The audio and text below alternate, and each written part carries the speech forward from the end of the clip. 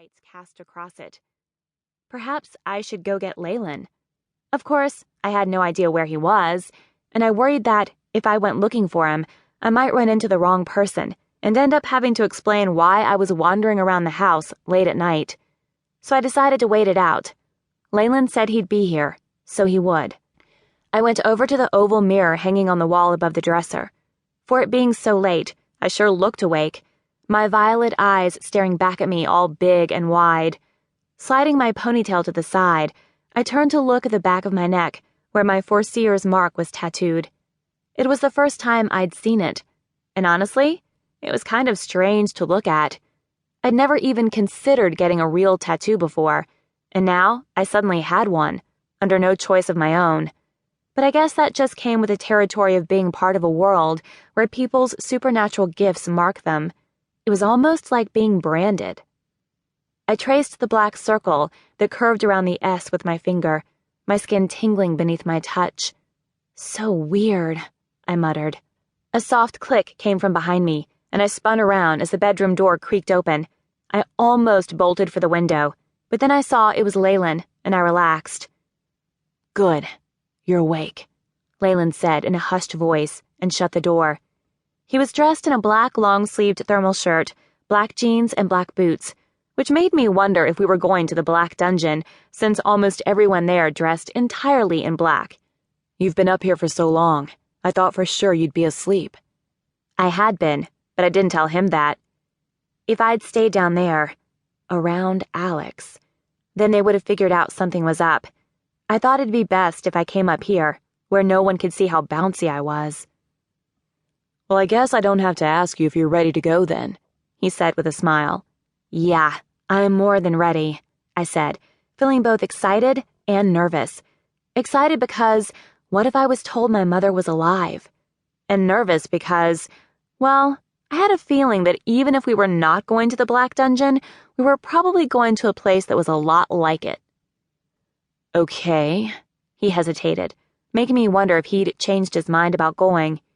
"Here's the tricky part," he told me. "We're not going to be able to just walk out the front door of the house.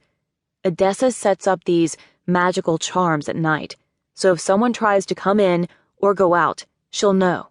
It's her version of a security system." "Okay, so how are we supposed to get out of the house?"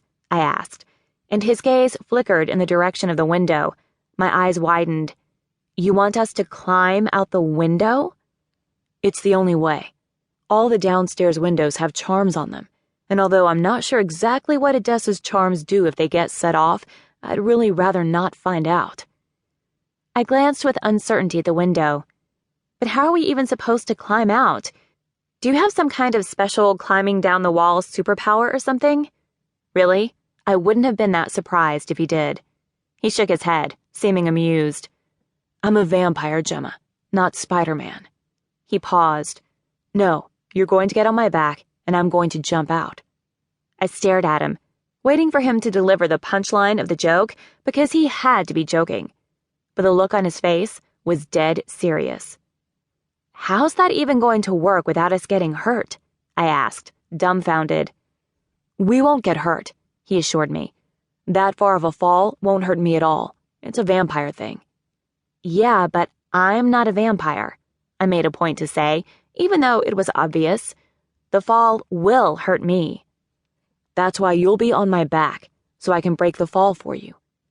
I glanced back and forth between the window and him. Did I dare? "And I promise I'll do my best not to drop you," he said, and then gave me a smile. I rolled my eyes at him. "All right, I'm in." He went over to the window, clicked the latch open, and inched the window up, the hinges creaking and whining the entire time. After he had opened the window all the way, Leyland stuck his head out and looked down at the ground. Personally, I didn't want to look. I mean, it wasn't like I was afraid of heights or anything, but since I was about to jump out of a 2-story building on the back of a vampire/keeper, I thought it'd be better not to look. Leyland ducked his head back in and turned his back to me. "Hop on." I had never hopped onto someone's back before, but there was always a first time for everything, I guess. So, for the first time that I could ever remember,